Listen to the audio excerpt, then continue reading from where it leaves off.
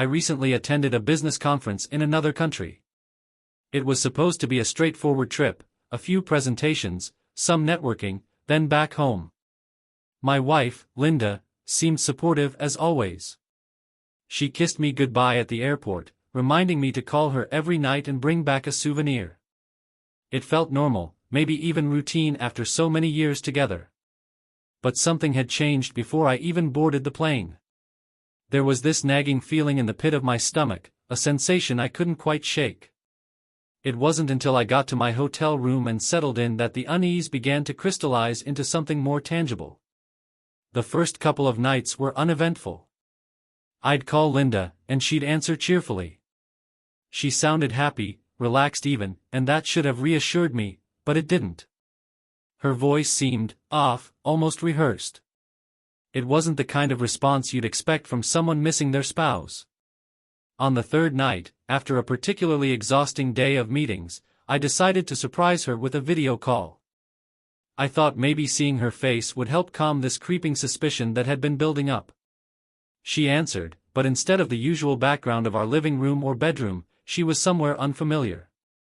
The lighting was dim, and I could see what looked like wine glasses and a flickering candle behind her. "Hey, where are you?" I asked, trying to sound casual. "Oh, just out with some friends," she replied, her smile tight. "Which friends?" I pressed, already feeling the tension rising in my chest. "Just Erica and Madison," she said quickly, almost too quickly. "We decided to grab dinner last minute. It didn't sit right with me." Linda wasn't the type to go out on a whim, especially not without telling me first. But I let it go, not wanting to sound paranoid.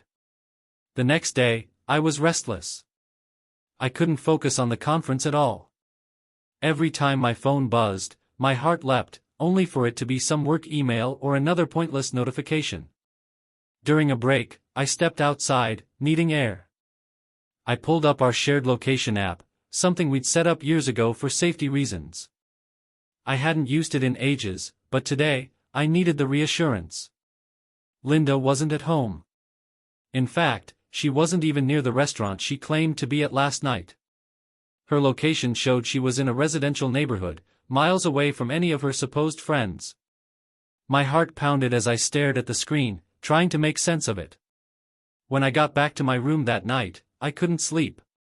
My mind was racing with all the possibilities, none of them good.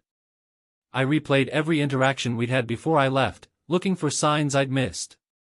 Her new perfume, the sudden interest in going out more, the mysterious phone calls she took outside, it all added up, but I was desperate to ignore it.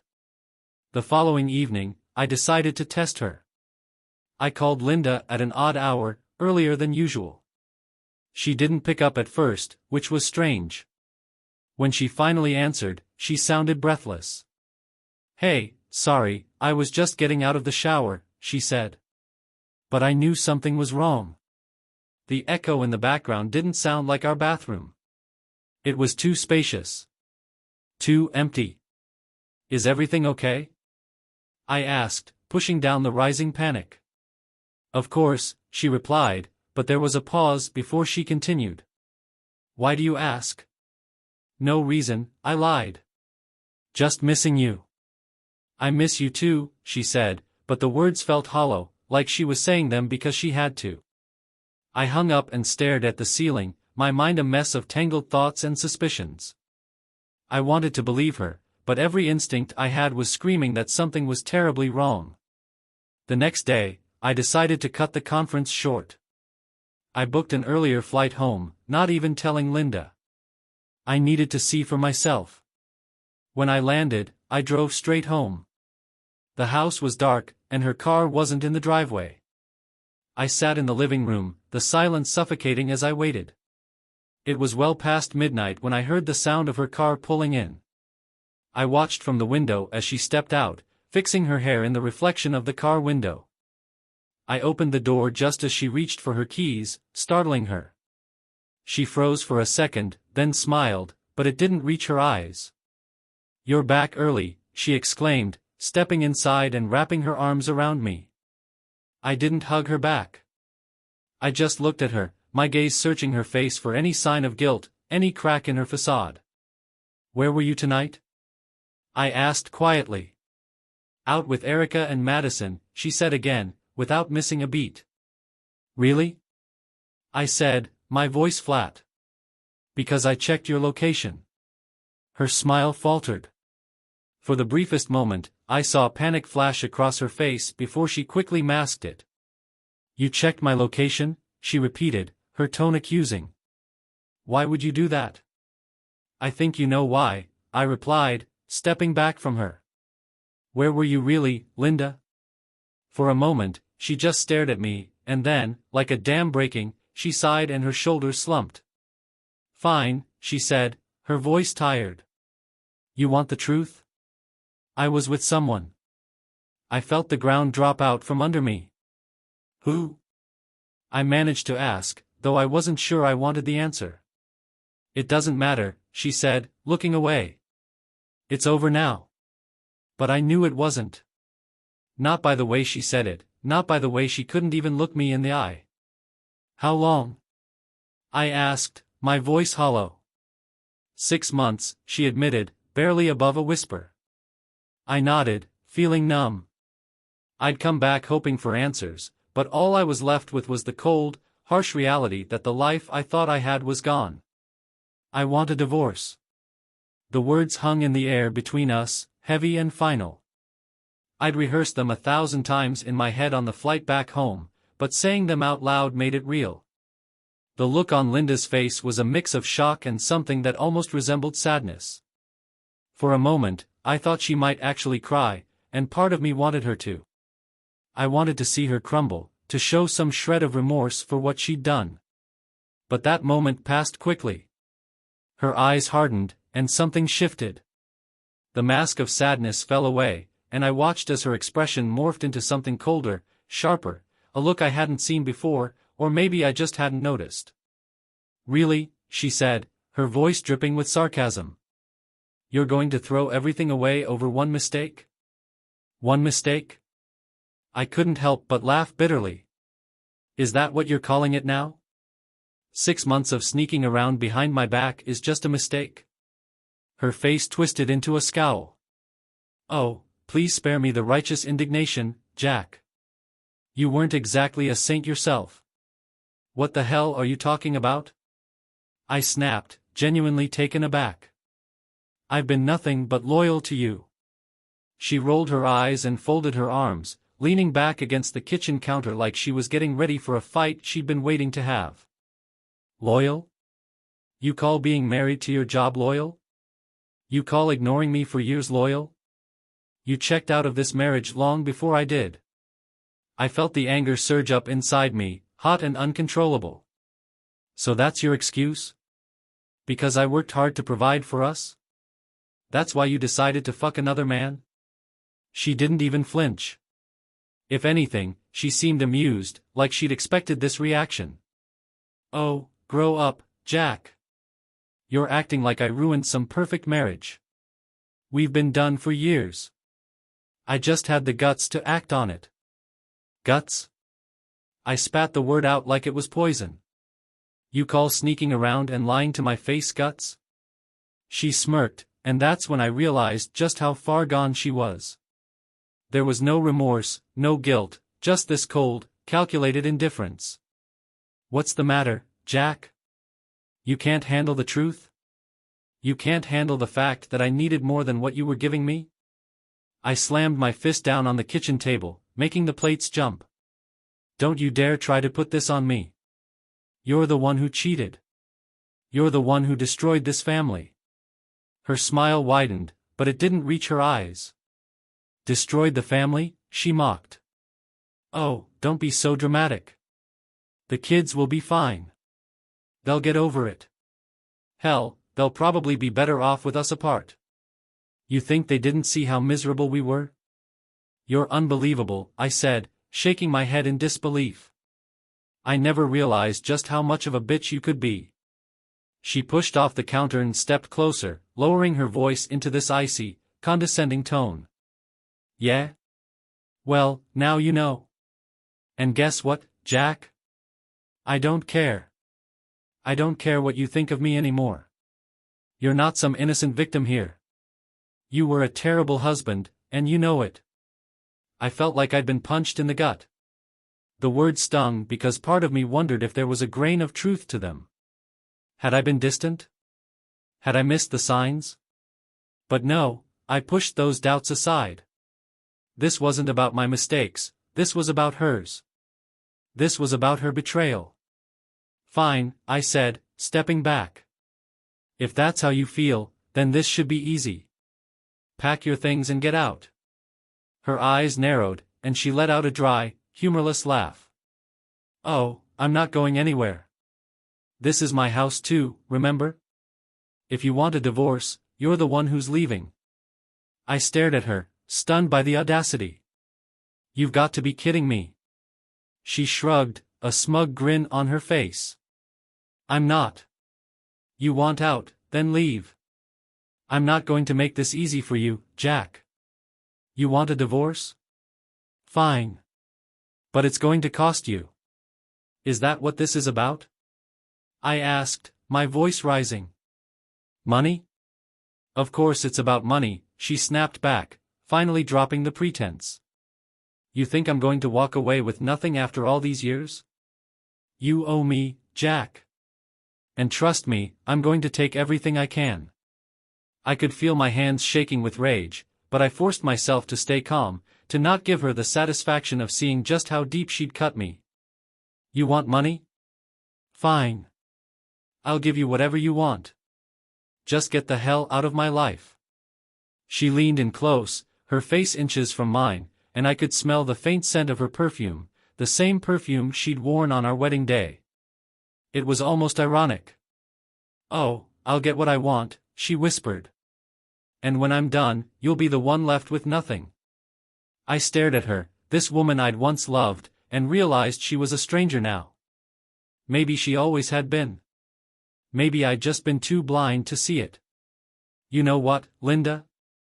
I said, my voice hoarse with emotion. I don't care anymore. Take it all. Take the house, take the money. None of it matters. Because when this is over, you'll still be the one who has to look in the mirror and see the monster you've become. She didn't even flinch. Instead, she smiled, that cold, empty smile that made my skin crawl. We'll see about that, she said, turning away and walking out of the room like she'd already won. I stood there, alone in the silence of our kitchen, feeling the last shreds of our life together crumble into dust. And in that moment, I knew there was no going back.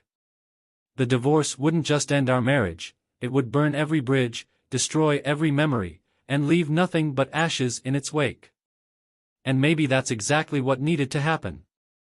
The next morning, I woke up to the relentless buzzing of my phone on the nightstand. I squinted at the screen, still groggy from the restless sleep I'd had. It was a notification from the bank.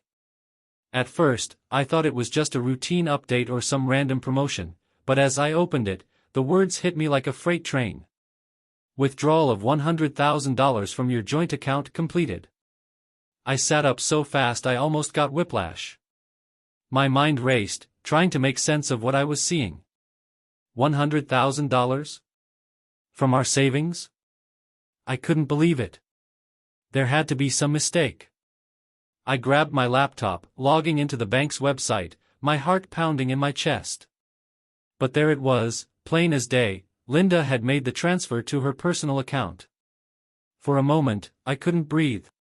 My vision blurred as a wave of white-hot rage surged through me. This wasn't just money. This was everything we'd built together, our safety net, the savings we'd painstakingly put away for years. It was supposed to be for emergencies, for our future, for our kids. And she'd taken it in the blink of an eye. I threw on some clothes, not even bothering to make coffee, and stormed out of the house. I was shaking with anger as I drove straight to the bank, gripping the steering wheel so hard my knuckles turned white. By the time I got there, I was practically seething. The teller must have seen the look on my face because she quickly ushered me to a private office. I didn't waste any time. There's been a mistake, I snapped at the bank manager, a middle-aged man with a kind, but nervous, smile. $100,000 was withdrawn from my account this morning. I need it reversed. Now. He frowned, typing away on his keyboard. Let me check for you, sir, he said. After a moment, he looked up. I see the transaction here. It was authorized by Mrs. Linda. Yeah, I know who authorized it, I snapped. But it wasn't authorized by me. I didn't agree to this. He shifted uncomfortably in his seat. Sir, it's a joint account. As long as one party initiates the transaction, it's legally allowed. Legally allowed? I repeated, my voice rising. She drained our savings. That money wasn't hers to take. He held up his hands in a placating gesture. I understand you're upset, but there's nothing we can do. If you want to contest this, you'll need to speak with a legal representative. I felt like I was going to explode. My entire body was trembling with fury. I'd come here expecting some kind of resolution, some help, but I was hitting a wall. I stood up so abruptly that the chair fell over behind me. Fine, I spat. I'll handle this myself. I stormed out of the bank, my mind spinning. I could barely see straight as I got into my car, slamming the door shut. I knew exactly what had happened. This was Linda's move. Her first strike in this ugly game she'd decided to play. She was trying to hit me where it hurt the most, thinking she'd leave me scrambling, desperate. But she had no idea who she was dealing with. I pulled out my phone and dialed her number. She picked up on the third ring, her voice infuriatingly calm. Hello? You took the money. I didn't even try to hide the fury in my voice. There was a pause, and then she laughed, this cold, hollow sound that made my skin crawl. Well, good morning to you too, Jack. I was wondering when you'd notice. Don't play games with me, Linda, I snapped. You had no right to touch that money. Oh, but I did, she said sweetly. It's a joint account, remember? What's mine is yours, and what's yours is mine. Not anymore, I snarled. We're getting a divorce, remember? You can't just take whatever you want. She sighed, like I was a child throwing a tantrum. You're such a drama queen, Jack. It's just money. We both know you'll make it back. I just needed a little cushion. A cushion? I almost yelled. You drained our savings, Linda. That was for our future, for the kids' college fund. Stop pretending like you actually care about that, she said, her voice dripping with condescension. This isn't about the money. You're just pissed because I beat you to it. You always thought you were so much smarter, so much more in control. Well, guess what? You're not. You think this is over? I hissed into the phone, gripping it so tightly I thought it might crack. You're going to pay for this, Linda. I swear to God, you're not getting away with it. Is that a threat? She asked, her voice mocking. Because you don't scare me, Jack. Not anymore. I felt a wave of helpless rage wash over me. She'd planned this. She'd known exactly what she was doing, and she was reveling in it. The woman I once loved was gone, replaced by this cold, calculating stranger. You're making a big mistake, I said quietly, my voice shaking with barely controlled fury. No, Jack, she replied, her tone triumphant. The only mistake I made was staying with you for as long as I did. She hung up before I could respond. The line went dead, and I was left staring at my phone, feeling like I'd just been punched in the gut. I sat there for a long time, the engine idling, my breath coming in ragged, uneven gasps. She thought she'd won. She thought she had the upper hand. But this wasn't over. Not by a long shot. If she wanted a war, she was going to get one. I took a deep breath, shoving the phone back into my pocket. It was time to call my lawyer. As I sat there in the parking lot, still seething with rage, the realization hit me like a lightning bolt. I had to take matters into my own hands. Linda wanted to play dirty? Fine. I could play dirtier. She had blindsided me, taken what was ours without hesitation, and now she was sitting somewhere, probably smirking to herself, thinking she'd won. But this wasn't over. Not by a long shot. I took a deep breath, forcing myself to think clearly. If I was going to do this, I needed a plan. I couldn't just lash out in a blind fury. No, that's what she expected. She thought she had outsmarted me, but she had underestimated just how far I was willing to go when pushed. The first thing I did was make a call to my old college buddy, Tony. Tony wasn't just any friend, he was a private investigator, the kind of guy who could dig up dirt on anyone.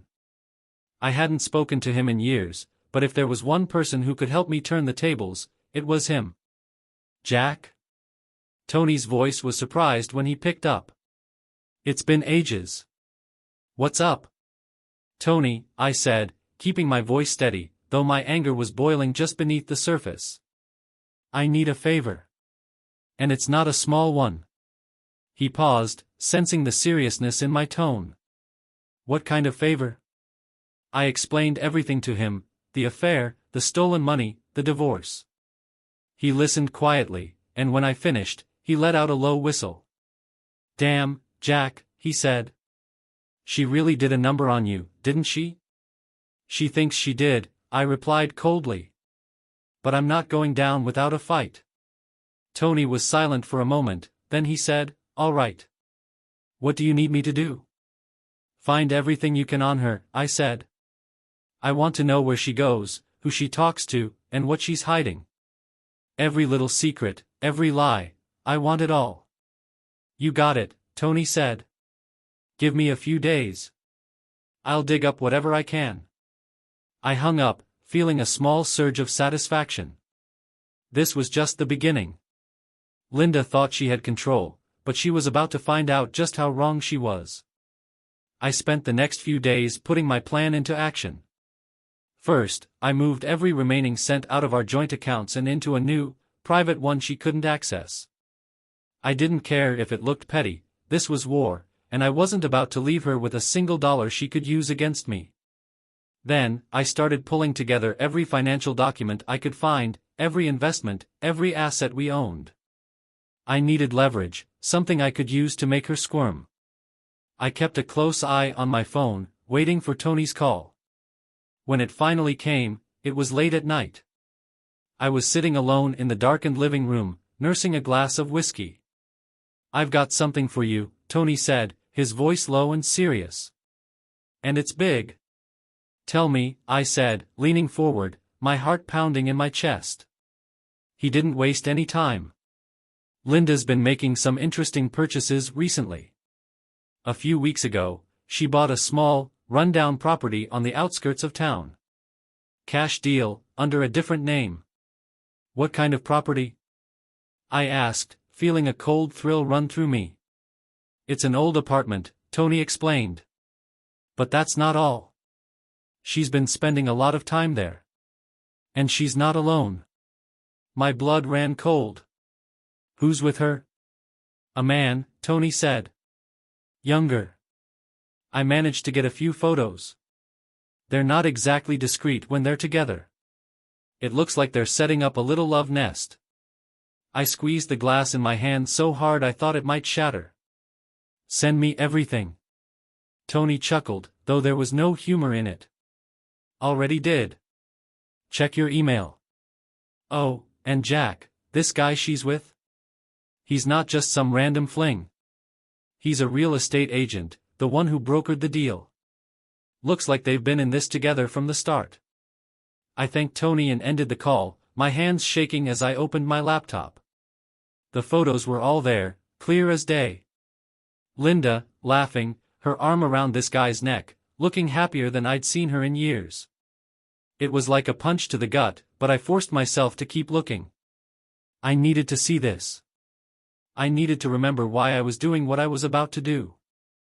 I forwarded the photos to my lawyer with a simple message: get ready to use these. We're going after everything, ***. But that wasn't enough. Linda had humiliated me, stolen from me, and now she was playing house with this new guy, thinking she was untouchable. It was time to make her feel the same betrayal, the same helplessness she'd inflicted on me. The next day, I drove out to that apartment. I waited in the car until I saw them leave, laughing and holding hands like they didn't have a care in the world. I followed them, keeping my distance, until they pulled into a small, upscale restaurant. I watched them go inside, then got out of the car. I walked straight in, my heart pounding in my ears. They hadn't seen me yet. They were seated at a corner table, heads close together, sharing a bottle of wine. I didn't hesitate. I walked right up to their table and slammed the photos down in front of them. Linda's smile froze on her face, her eyes widening as she looked at the pictures. The color drained from her cheeks. The guy looked confused, then his face twisted into something like fear. "Enjoying your dinner?" I asked, my voice dripping with venom. "Hope you're ready to choke on it." Linda opened her mouth to speak, but I cut her off. "I know everything. The affair, the apartment, the money you stole. You thought you could take me down, but you forgot one thing: I've got nothing left to lose." I leaned closer, lowering my voice so only she could hear. "You wanted a war, Linda? Well, you've got one. And when I'm done with you, you'll be begging for mercy." I turned on my heel and walked out, leaving them sitting there, stunned and silent. As I got back into my car, I felt a dark, twisted sense of satisfaction. It wasn't over, not by a long shot. But it was a start. As I walked out of that restaurant, a strange sense of calm washed over me. It was the kind of calm you feel right before a storm, a quiet, eerie stillness that makes you feel both in control and utterly on edge. For the first time in weeks, I felt like I was the one holding the cards. Linda and her lover thought they had played me, but they were about to learn the hard way that I wasn't someone they could push around and leave in the dirt. I got back into my car and sat there for a moment, taking deep, steady breaths. I could see them through the window, Linda's face pale and her hands shaking as she pointed at the photos, while her new guy looked like he'd just seen a ghost. It was a satisfying sight, but it wasn't enough. Not yet. I needed to go further. I pulled out my phone and dialed my lawyer, Eric. He picked up after just one ring. "Jack," he said, his voice tense. "I've been going through the documents you sent over. It's damning, to say the least." "Good," I replied. "I want you to move fast on this. I'm done playing games." "I figured as much," he said with a dry chuckle. "Linda won't know what hit her. We'll start with freezing the joint accounts. Then we go after the assets she's tried to hide. That apartment she bought? It's going up for sale, and she won't see a dime from it." "Perfect," I said, a grim smile spreading across my face. "Make it happen." I hung up and started the car, feeling a renewed sense of purpose. But there was still one more thing I needed to do. Linda had taken everything from me, but she wasn't going to get the last laugh. I was going to make sure of that. I drove straight to the house. It was eerily quiet when I got there, like the calm before a storm. I walked inside and headed directly to the office, rifling through the drawer until I found what I was looking for, the key to the safety deposit box. This was my ace in the hole, the thing Linda had probably forgotten about, the last bit of leverage I had left. Inside that safety deposit box were documents Linda had no idea existed, proof of her secret credit cards, old bank statements showing mysterious withdrawals, and, most importantly, a copy of a life insurance policy she'd taken out on me without my knowledge. It was meant to be a safety net, she'd once told me. But looking at it now, I saw it for what it really was, a contingency plan. A backup in case things didn't go her way. It made my blood run cold. I sat down at the desk, staring at the papers spread out in front of me. This was it. This was the final piece I needed to bury her, to expose every lie she'd told and make sure she walked away with nothing. But as I sat there, my hands trembling with a mixture of rage and adrenaline, I realized something else. I wasn't just angry anymore. I was hurt. Deeply, in a way I hadn't fully acknowledged until now. For years, I'd trusted Linda. I'd loved her with everything I had, even when things got tough, even when the cracks in our marriage started to show. And now, looking at the evidence of her betrayal laid out before me, I felt like a fool. I'd been blind, or maybe just willfully ignorant. I'd ignored the signs, made excuses, convinced myself that we were just going through a rough patch. But this wasn't a rough patch. This was a full-blown betrayal. I took the documents and stuffed them into my briefcase. I wasn't going to let her win. I wasn't going to let her walk away unscathed while I was left to pick up the pieces of my shattered life. No, she was going to feel every ounce of the pain she'd caused me. I locked up the house and got back into the car, my mind racing with everything I needed to do next. But before I could even start the engine, my phone buzzed. It was a message from Linda. "We need to talk. Now." I smirked at the screen. Of course she wanted to talk. Now that she knew the game was up, she was scrambling to do damage control. But I wasn't interested in talking. I was interested in finishing what she started. Still, I decided to play along. I needed to see her face one more time, to look her in the eye and let her know that I wasn't the same man she thought she could manipulate. I texted her back, "Meet me at the house in an hour. And come alone." I spent the next hour pacing the living room, the silence of the house pressing down on me. I could feel the tension building, the anticipation of the final confrontation. When I heard the sound of her car pulling into the driveway, I took a deep breath and steeled myself for what was about to happen. The door creaked open, and there she was, standing in the doorway with that same smug expression she'd had at the restaurant. But this time, there was something else behind it, fear. She tried to mask it, but I could see it in the way her eyes darted around the room, like she was looking for an escape route. "Jack," she said, stepping inside and closing the door behind her. "We need to talk." I didn't move. I just watched her, letting the silence stretch out until it became unbearable. "You're out of time, Linda," I finally said, my voice cold. "You wanted a war. Now you've got one." She flinched, but quickly recovered, forcing a laugh. "Oh, stop being so dramatic. We can work this out. You don't need to do this." I stepped closer, pulling the documents out of my briefcase and throwing them on the coffee table. "You mean this?" I asked. "Your little side deals, your secret accounts, the life insurance policy you thought I wouldn't find?" Her face went pale. She reached for the papers, but I slapped her hand away. "No," I said, my voice low and deadly. "You don't get to touch anything anymore." "Jack, please," she whispered, her voice shaking now. "I didn't mean for it to go this far. I never wanted this." "But you did," I shot back. "You wanted it all, the money, the freedom, the new guy on the side. Well, congratulations. You've got it. But you're going to pay for every single thing you've taken from me." Tears welled up in her eyes, but I wasn't moved. This was just another act, another attempt to manipulate me. I'd seen the real Linda now, and there was no going back. "I'm filing for divorce tomorrow," I said. "And I'm coming after everything. You'll be lucky if you walk away with the clothes on your back." Her expression crumpled, and for a moment, I thought she might actually fall apart. But then, just as quickly, the mask slipped back into place.